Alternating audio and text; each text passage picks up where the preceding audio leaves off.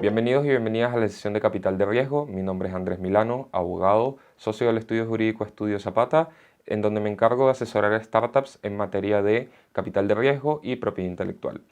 Para comenzar, quiero hacer una breve reseña de los puntos que vamos a abordar en la sesión de hoy. Partiremos con consideraciones previas al levantamiento de capital. Posteriormente veremos el financiamiento propiamente y los tipos de financiamiento que existen en materia de capital de riesgo, y finalizaremos con el documento clásico de cualquier levantamiento de capital, que son los pactos de accionistas. Partamos con los aspectos previos al levantamiento de capital. Una de las piedras angulares al momento de levantar capital, o de los consejos que nosotros entregamos a los emprendedores previo al levantamiento de capital, es hacer un estudio completo a nivel legal de cómo está la empresa hoy día. Un poco porque la situación actual de la empresa va a tener implicancias directas en la negociación que se va a tener con el potencial inversionista, y lo que va a impactar tanto el precio al momento de la valorización de la empresa, como el porcentaje de equity que se tiene que entregar al inversionista. Entonces, como primer punto, se tiene que hacer este análisis que se llama due diligence, y en la práctica existen dos tipos de due diligence: el due diligence legal y el due diligence contable y tributario. En esta oportunidad, por la materia que se está abordando, hablaremos únicamente del due diligence legal. Este pretende abordar cuatro aspectos principales: los aspectos corporativos de la sociedad, los aspectos que conciernen al sistema de contratación que implementa la sociedad. Después veremos los activos intangibles y posteriormente otros aspectos residuales que van a atender al modelo de negocio de la startup. Como primer punto, veremos los aspectos corporativos. Acá evaluaremos la estructura societaria, es decir, cuál es la figura societaria que tiene la sociedad, si estamos hablando de una SPA, una sociedad de responsabilidad limitada, o una sociedad anónima. Posteriormente, cuál es el método de constitución, bien sea por el sistema tradicional del registro de comercio del conservador de bienes raíces, o a través del sistema de empresas en un día, que es llevado por el registro de empresas y sociedades. Posteriormente, veremos el cap table de la sociedad, que es, en pocas palabras, cómo está dividida la torta, la participación accionaria de la sociedad. Si esta está integrada únicamente por los fundadores de la startup, o si está parcialmente diluida por haber participado en rondas de inversión previa. Después veremos si la sociedad tiene pactos de accionista. Este punto lo abordaremos al final, pero con lo que se tienen que quedar hoy, en este punto, es que existen dos tipos de pacto de accionista: el pacto de actuación conjunta y el pacto que limita la transferencia de las acciones.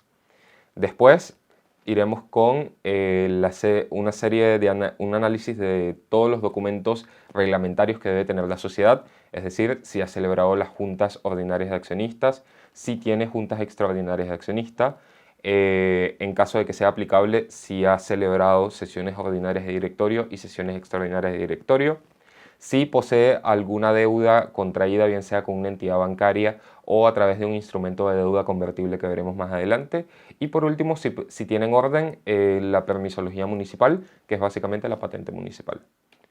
El segundo punto que vamos a analizar es el concerniente a la contratación, y acá nos enfocaremos tanto en los aspectos laborales como en los aspectos civiles, que es esta contratación estos contratos de prestación de servicio. En cuanto al esquema laboral, si efectivamente los trabajadores de la empresa poseen contrato, si este contrato es a plazo fijo o indefinido, y si se están pagando correctamente las previsiones. Posteriormente, habría que analizar si la sociedad posee algún proveedor o algún prestador de servicio, en este caso si este prestador de servicio tiene contrato, y las regulaciones que tiene este contrato, particularmente en materia de confidencialidad y de propiedad intelectual, ya que, como sabemos, muchos de los emprendimientos tienen base tecnológica y su modelo de negocio se basa en aspectos que deben estar resguardados para evitar que sea robado y comercializado a través de una compañía paralela. Volviendo a los aspectos laborales, tendríamos que analizar si la sociedad tiene efectivamente el reglamento interno de orden, higiene y seguridad, que este es obligatorio para las empresas que tienen 10 o más trabajadores, y si tienen un comité paritario, que esta es obligación para las empresas que tienen más de 25 trabajadores. En esta misma línea de los aspectos laborales, habría que abordar los temas migratorios, es decir, si la sociedad posee trabajadores extranjeros, se debe tener en cuenta que existe un límite legal, es decir, que las empresas que tienen más de 25 trabajadores solo pueden tener hasta un 15% de su personal que sean extranjeros. Y también verificar el estatus migratorio, que efectivamente estén habilitados para ejercer labores remuneradas dentro del país. Esto es básicamente con un permiso de trabajo o con una visa de residencia. Y por último, tendríamos que analizar si la sociedad posee o ha emitido un plan de opciones, que es el Employee Stock Option, y en base a eso, esto afectará directamente la participación accionaria que veíamos previamente en los aspectos corporativos. Pasando a un tercer aspecto, analizaremos lo relativo a los activos intangibles. Aquí estamos hablando directamente de la propiedad intelectual y propiedad industrial. Como ven en el esquema que se está reflejando en pantalla, existen dos categorías dentro de los activos intangibles. La propiedad industrial, por un lado, que contempla las marcas, las patentes y las indicaciones geográficas y denominaciones de origen. Y por el otro lado tenemos la propiedad intelectual, que contempla tanto el derecho de autor como los derechos conexos. Veamos brevemente en qué consiste cada uno de estos. Existe otra sesión en la plataforma que considera exclusivamente la propiedad intelectual y en donde abordamos en más detalle cada uno de estos aspectos. El primer punto de las marcas comerciales, como ven acá, existen distintos tipos de marcas: la marca denominativa, la figurativa, la mixta, las marcas sonoras y las frases de propaganda. En cuanto a patentes, como ven acá, estas se subclasifican. Existe la patente de invención, los modelos de utilidad, el diseño y el dibujo industrial y los esquemas de trazado. En cuanto a la patente de invención, es una protección que se confiere sobre un producto o procedimiento que cumpla con 4 requisitos, que es novedad, altura inventiva, aplicabilidad industrial y no estar excluido por ley. El modelo de utilidad tiene una similitud bastante estrecha con la patente de invención, pero posee la diferenciación que en este caso no se requiere la altura inventiva. Es decir, en este caso los modelos de utilidad se basan sobre una invención preexistente, pero que con esta nueva adición ofrece una ventaja técnica para una industria en particular. Después tenemos el diseño y el dibujo industrial. En el caso del diseño son figuras tridimensionales, caso clásico el de la botella de la Coca-Cola, y en el caso del dibujo industrial estamos hablando de figuras bidimensionales. Acá podemos estar ante el caso de patrones de alfombras o bien diseño de modas. Y por último, los esquemas de trazado, que como ven acá es básicamente un sistema de circuitos.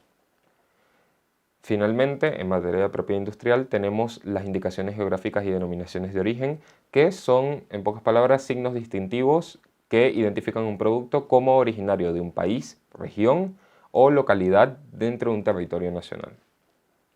Ahora, pasando a la propiedad intelectual, como les comentaba, aquí tenemos los derechos de autor y derechos conexos, que esto enmarca básicamente obras del intelecto, que aquí podemos estar hablando de obras literarias, de fotografías, de composiciones musicales, de obras cinematográficas. Y acá el aspecto importante es tener en cuenta que bajo el sistema de propiedad intelectual, el sistema legal de propiedad intelectual chileno y de la mayor parte del mundo, los softwares se encuentran protegidos a través de la propiedad intelectual, particularmente a través del derecho de autor.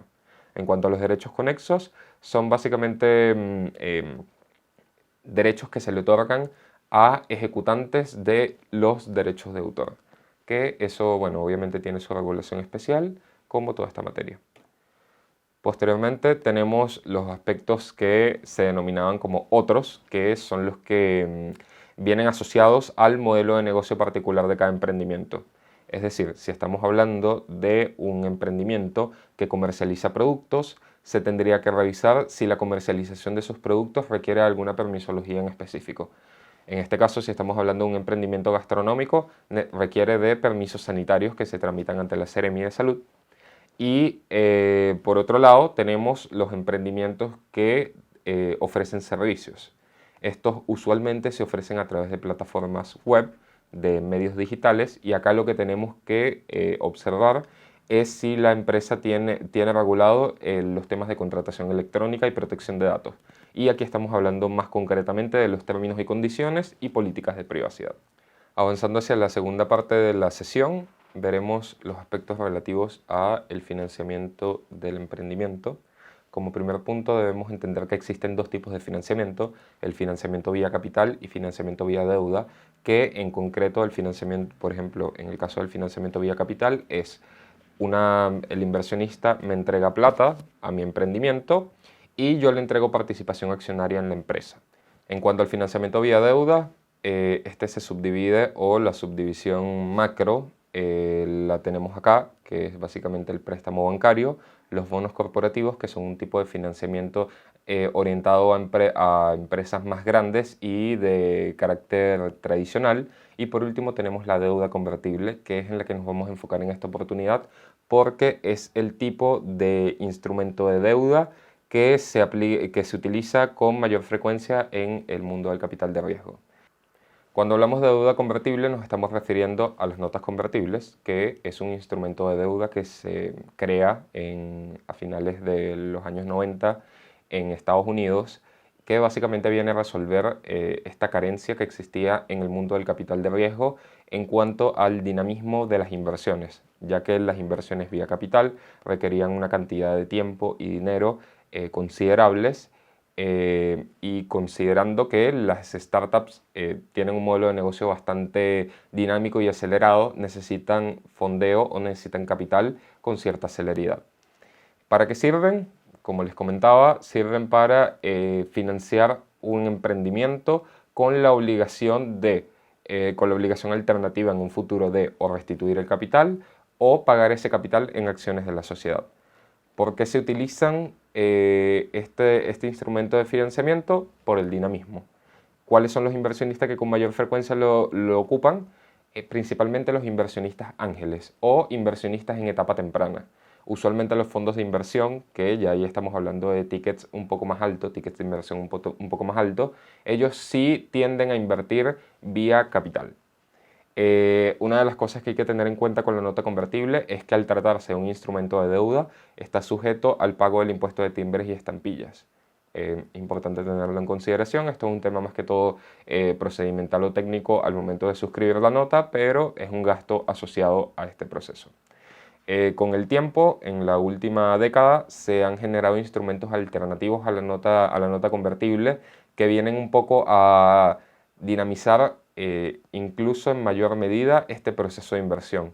Y aquí estamos hablando de lo que se conocen como el SAFE, Simple Agreement for Future Equity, o el KISS, que es el Keep It Simple Security. Estos fueron creados por incubadoras de negocio en Estados Unidos, como es Y Combinator o 500 Startups, y básicamente se vienen a ofrecer como alternativa a la nota convertible. En Latinoamérica han tenido una acogida reciente en los últimos años, pero igual se han visto ciertos problemas de implementación en base a lo que se prevé en la legislación latinoamericana en materia de inversión. Ahora, veamos cómo funcionan las notas convertibles. Como les comentaba, la nota convertible es un préstamo con obligación alternativa. La obligación alternativa es o restituir el capital o pagar con las acciones de la compañía. En el caso de restituir el capital, es el efecto natural de cualquier instrumento de deuda. Es decir, llegado el plazo pactado, el deudor tiene la obligación de restituir el dinero al acreedor más los intereses en caso de que se haya pactado.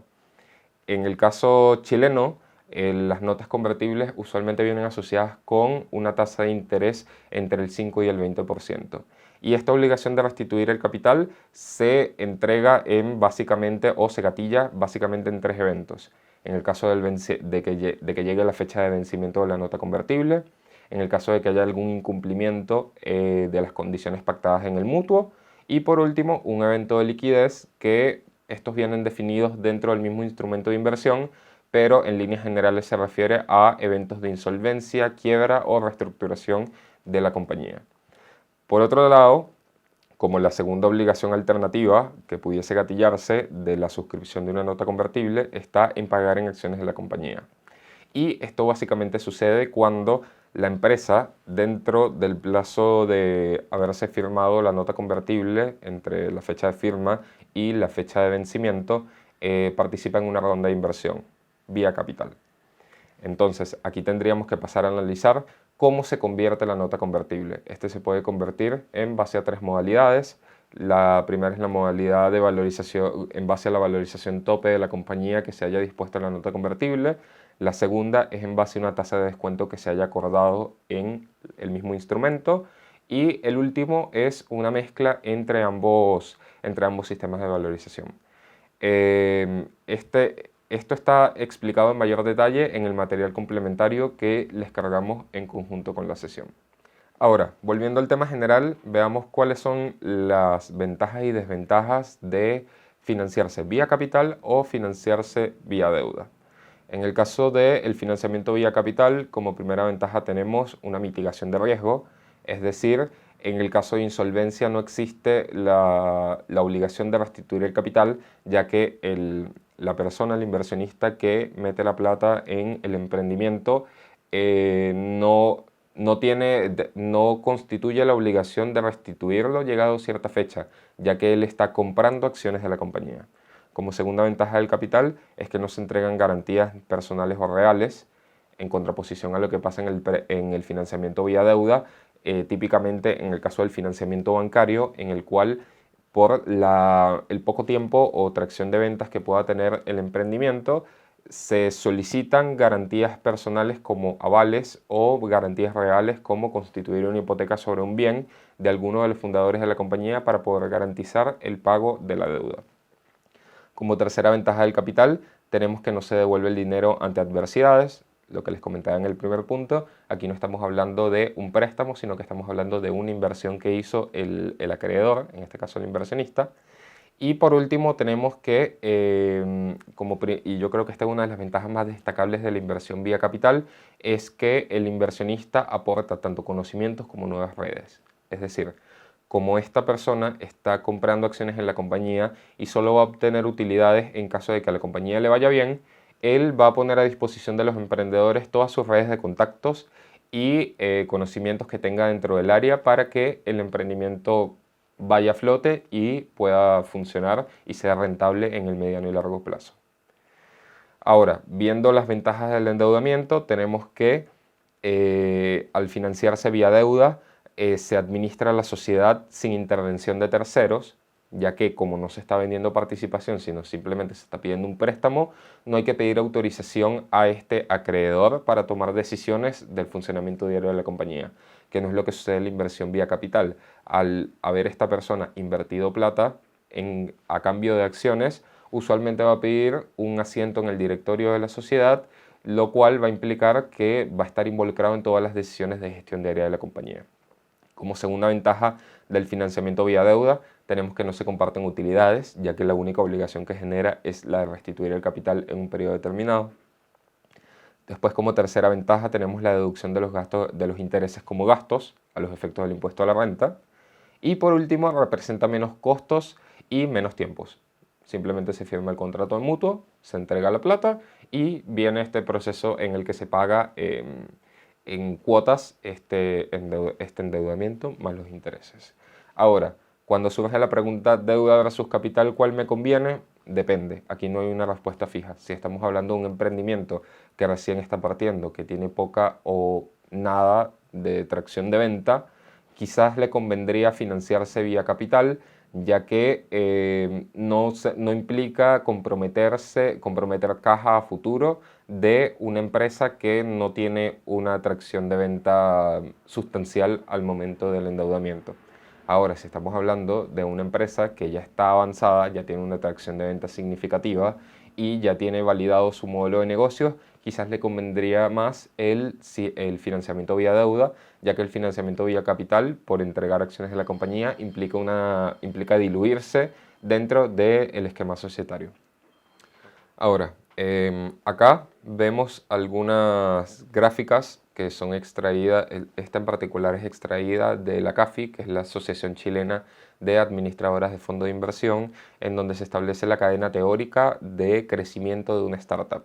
Hablo de cadena teórica, ¿por qué? porque usualmente en Latinoamérica los tickets de inversión no son tan altos como estos, pero es una cadena referencial para poder determinar en qué fase dentro de la estructura de capital de riesgo está la compañía y en base a eso tomar las decisiones de inversión.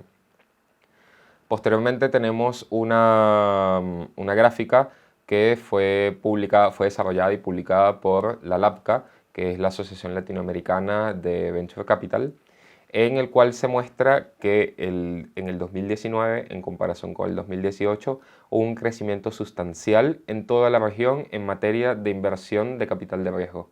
Y aquí estamos hablando de montos que duplican o triplican la inversión respecto del año anterior, tanto en monto de inversión como en cantidad de inversiones realizadas. Esto demuestra un crecimiento sostenido en la industria del capital de riesgo en Latinoamérica, lo cual tiene un impacto positivo porque da mayores posibilidades a los emprendedores para obtener otras alternativas de financiamiento en términos más competitivos o que se ajusten más a las necesidades de la empresa. Por otra parte, acá les hice una gráfica de cuáles son los actores que conforman la industria del capital de riesgo. Esto después lo pueden revisar en detalle, pero para mencionar algunos tenemos los inversionistas cercanos, que es la etapa inicial en base a la cual se financian las empresas. Aquí podemos estar hablando de familiares o amigos que prestan plata al emprendedor para que su emprendimiento parta. Después tenemos los programas públicos como el SAF, el Capital Semilla, el de escalamiento, etc. Después tenemos las redes de inversionistas ángeles, que son personas de alto patrimonio que deciden invertir en emprendimientos de manera a título personal o bien de forma sindicada en redes de inversión. Tenemos el financiamiento colectivo, que es el crowdfunding. Después tenemos las aceleradoras e incubadoras. Aquí podemos hablar de aceleradoras o incubadoras públicas o privadas. Y por último tenemos las firmas de capital de riesgo, que son los fondos o sociedades de inversión. En este esquema teórico o en este esquema de cuáles son los actores que conforman la industria del capital de riesgo, excluimos tanto a los bancos o instituciones financieras, ya que estos no forman propiamente tal de la industria del capital de riesgo, sino que representan una forma de financiamiento tradicional. Avanzando en la materia, acá les diseñé una línea de tiempo de cómo está conformada cómo están conformadas las estructuras de la ronda de inversión. El primer punto que quiero dejar claro acá es que esta es una ronda, acá se está considerando una ronda de inversión privada únicamente. Ahora, cuando estamos hablando de rondas de inversión que tienen financiamiento público parcial o total, es decir, de fondos de inversión que están apalancados en líneas de financiamiento Corfo, este esquema cambia y se alarga considerablemente, ya que se deben hacer presentaciones, aprobaciones, tanto de inversión como de desembolso ante la Corfo. Entonces, viendo este esquema, esta estructura de la ronda de inversión, el primer punto es ¿cómo saber si estoy listo para levantar capital? Acá básicamente se debe responder estas tres preguntas para poder determinar si una empresa está lista para levantar capital. El primero, si está el equipo idóneo, conformado y consolidado para poder llevar a cabo el modelo de negocio, llevar adelante el modelo de negocio. Segundo, si tienen el producto mínimo viable, es decir, tienen el desarrollo principal que se comercializa a través de la sociedad en una etapa bastante madura. Y por último, si la empresa posee tracción de ventas. Este no es un factor necesariamente decisivo en la pregunta de si ir a levantar capital o no, pero se aconseja que las empresas levanten capital después de ya tener una tracción de venta considerable, ya que eso le aumenta valor al proyecto y por lo tanto implica generar mayores ganancias para los fundadores de la empresa. Posteriormente tenemos el due diligence y la valorización previa. Estas son etapas que también se van a hacer en el proceso de inversión propiamente tal, pero como les comentaba en un principio, yo aconsejo llevar a cabo tanto el due diligence como la valorización de forma previa a la presentación ante inversionistas para que los fundadores puedan tener una imagen más clara de cuál es la situación actual de la empresa, lo cual les va a entregar una mejor postura en la mesa al momento de determinar cuánta plata van a pedir, cuánta participación van a entregar y las condiciones en las que se va a entregar esa participación, principalmente asociados a las preferencias en las acciones que se le va a dar al inversionista. El último punto en la fase previa al levantamiento de capital es el desarrollo del pitch deck o la presentación, en el cual básicamente se aborda, se presenta el equipo de trabajo, se habla de la industria y se establece cuál es la solución que propone tu emprendimiento. Después, cuál es el progreso de la compañía en los últimos años. Y por último, cuál es el monto de la inversión que necesita levantar el emprendimiento y para qué se va a implementar ese monto levantado de capital. Una vez teniendo todo esto listo, pasamos a la estructura de financiamiento propiamente tal. Esto comienza con el roadshow o las reuniones uno a uno con los distintos inversionistas, bien sean inversionistas ángeles o fondos de inversión de capital de riesgo, en el cual se presenta la empresa y se establecen las necesidades y se ve si hay interés por parte del inversionista de fondear a la empresa o ingresar como accionista inversionista de esta. Después viene el proceso, una vez cerrado este proceso de reuniones y definido quién va a ser el inversionista con el que se va a avanzar, entra el proceso de valorización. La valorización la hace el fondo de inversión o el inversionista que esté fondeando a la startup. Y por eso es importante ya haber tenido una valorización previa, porque de esta forma los founders del emprendimiento pueden tener una imagen más clara de la realidad de esta valorización que está haciendo el fondo de inversión. Después viene el proceso de firma de los documentos preliminares. Aquí estamos hablando del term sheet, de la letter of intent o el memorandum of understanding. Como les comento, son documentos preliminares. Estos en estricto rigor no son vinculantes, a excepción de algunas cláusulas que usualmente sí se les atribuye el carácter de vinculante. Y aquí podemos estar hablando de la exclusividad, la confidencialidad o la protección de la propiedad intelectual, que son aspectos bastante importantes a tener en consideración al momento de firmar o redactar estos documentos. El penúltimo paso que tenemos es el due diligence. Este due diligence lo realiza el inversionista y, como les comentaba anteriormente, es una revisión general de toda la documentación legal, tributaria y contable de la empresa a los fines de determinar cuáles son las posibles contingencias que se pueden gatillar por algún incumplimiento o no tener alguna documentación o permiso necesario para poder desarrollar el giro del negocio. Por esto mismo es importante el due diligence previo que les comentaba en un principio, ya que al haber ustedes determinado cuáles son los puntos débiles de la empresa, pudiesen tomar las medidas necesarias para poder enmendar estos puntos débiles y así presentarse de una forma más robusta ante el inversionista, lo que puede significar una valorización mayor para la empresa. Y por último, está el proceso de cierre de la inversión, que es en donde se firman los documentos. En el caso de que sea una inversión vía capital, se firma el aumento de capital, que es la junta de accionistas, y en el caso del financiamiento vía deuda convertible, se firma la nota convertible. Y adicional a eso, se firma el pacto de accionista, que es lo que veremos más adelante. Cuando hablamos de pacto de accionistas, nos estamos refiriendo a un instrumento privado firmado entre dos o más accionistas de una sociedad a los efectos de regular tanto el régimen de transferencia de las acciones como el régimen de administración social. Acá es en donde se ve reflejado la clasificación doctrinaria que les comentaba en un principio, que es el pacto sobre transferencia de las acciones y los pactos de actuación conjunta. ¿Por qué se menciona como clasificación doctrinaria?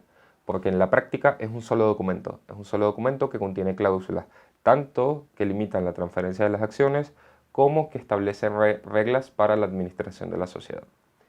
En cuanto a su oponibilidad a terceros, esta va a depender de la naturaleza de la cláusula.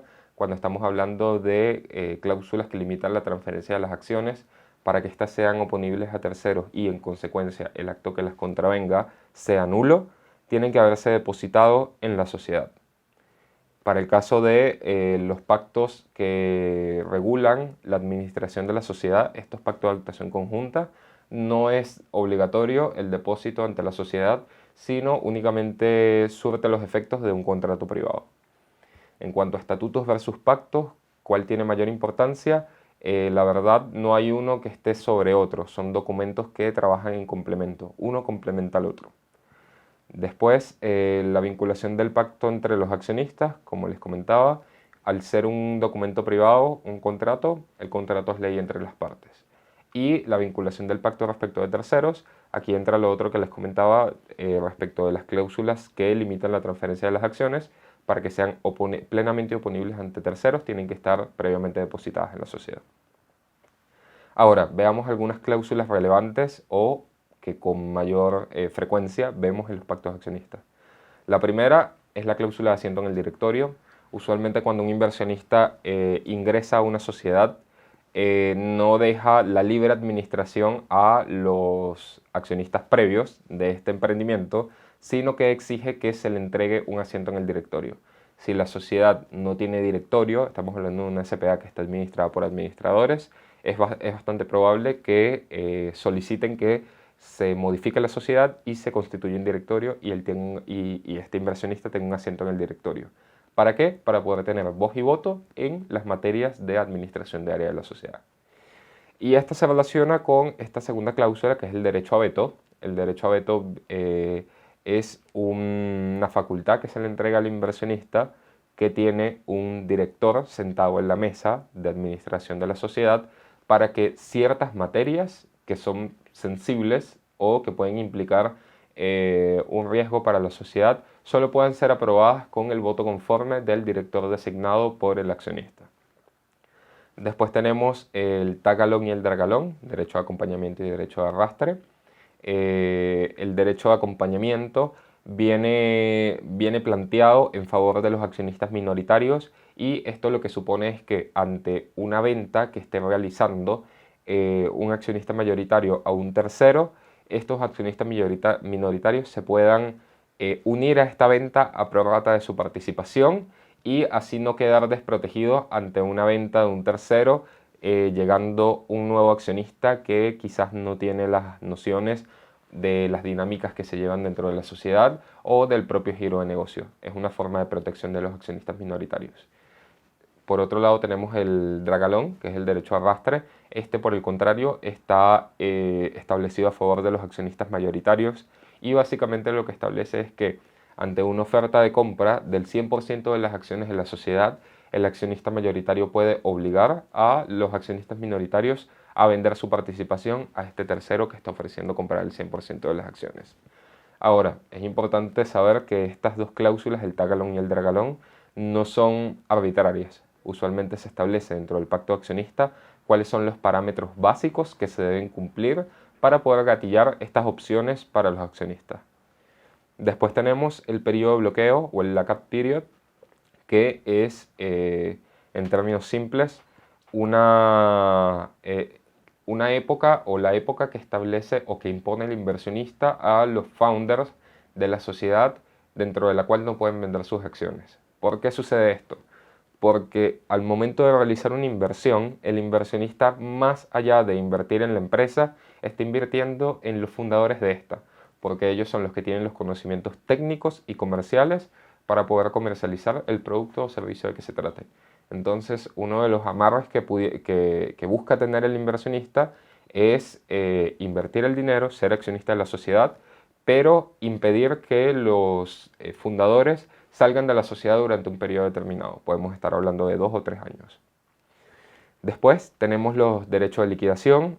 Esto va a estar determinado dependiendo de la ganancia que quiera tener el inversionista o el retorno de la inversión que quiera tener el inversionista por la plata puesta en la empresa. Esta puede ser a un X o Participating Preferred. Después tenemos dos cláusulas que se ven con muchísima frecuencia dentro de una ronda de inversión, que es el derecho al primer rechazo y el derecho a la primera oferta. ¿Qué quieren decir estas cláusulas? Acá se las graficamos con un esquema para que puedan visualizarlo de mejor manera. La cláusula del derecho del primer rechazo lo que implica es que si a un inversionista le llega una oferta de compra de acciones por parte de un tercero, este accionista que recibe la oferta no puede aceptar vender las acciones al momento, sino que debe en un primer momento ofrecer las acciones a el resto de los accionistas de la sociedad, revelando que recibió una oferta de compra, y quienes van a tener preferencia en la compra de las acciones van a ser el resto de los accionistas de la sociedad, y solo en caso de que ellos rechacen la opción de compra este accionista puede proceder a la venta a un tercero de las acciones. En este mismo tenor se plantea el derecho de primera oferta, pero la variación es que este accionista, antes de plantearse salir a vender las acciones a un tercero sin necesidad de haber recibido una oferta por parte de alguna persona, debe ofrecer las acciones a sus accionistas, a sus socios, y solo ante el rechazo de ellos de comprar las acciones es que puede ir a vender las acciones a un tercero.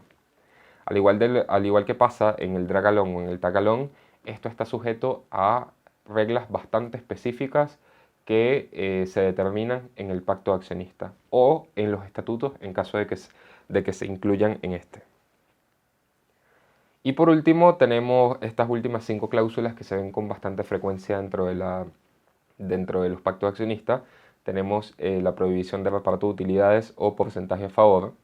El razonamiento detrás de esta cláusula es que el inversionista no quiere que, una vez invertida la plata y finalizado el ejercicio económico, los accionistas saquen toda la plata, las utilidades que tenga la compañía, sino que él pudiese determinar que durante un periodo de tiempo no se van a poder retirar las utilidades, o por el contrario, si se retiran, él tiene un porcentaje por encima del que reciben el resto de los accionistas. Después tenemos el derecho de conversión, que es la facultad que tiene el inversionista de convertir sus acciones preferentes en acciones ordinarias. Cuando hablamos de acciones preferentes estamos hablando de las acciones que usualmente se emiten a favor del inversionista porque tienen estos derechos que venimos conversando asociados, que son derechos que no tienen asociados las acciones ordinarias.